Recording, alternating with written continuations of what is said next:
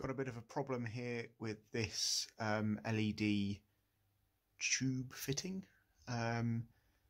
You can see one of the sections is completely not working and the entire fitting is really dim. This is as good as useless.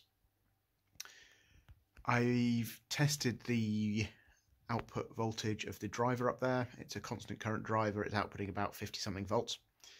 The voltage across each LED that is lit is less than 3 volts. And the voltage across the section that's out, each of the LEDs there has got about 26 volts across it. So they seem to have failed open circuit. Right, so we're now at the bench that is in chronic need of tidying. I've got the meter in continuity mode because that puts out a higher voltage than the diode check mode for some reason. Don't ask me why.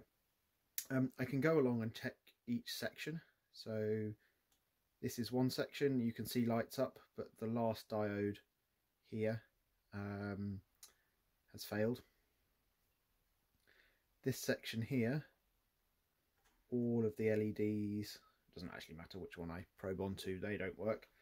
And then I can come onto the next section here and they light up quite happily. So you've got multiple sections of 1, 2, 3, 4, 5, 6, 7, 8 LEDs in parallel. So these LEDs are all in parallel, and this is then in series with the next section of 8 and the previous section of 8. So if one of these sections of 8 fails open circuit, that means, or fails high resistance, whatever, that means that you get a high voltage across this section of LEDs and not enough across the other ones to power them. The solution to that is just to bridge out one of these ones. That will mean that this section doesn't work at all, but the other ones actually come back to life.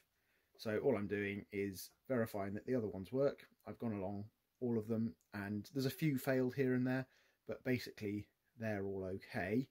And then I can come along to the next one, verify that this doesn't work at all, and verify that that one does. And I've just gone along all of there. The problem is, as each of these starts to fail, because it's a constant current driver, if one of these fails, the others then get an 1/8 more current.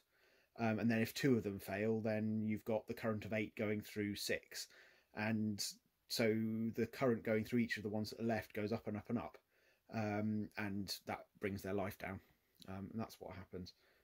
So the other sections where one has failed, that means the other ones are being driven harder, and eventually they will also fail. So all I'm going to do is solder a link across here, short that out, and away we go. And there we go, one little link piece put over an LED, and that will just bypass that little section there.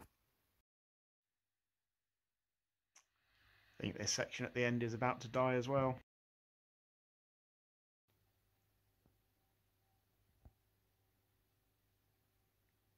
As each LED fails, the other ones get driven harder until they stop working.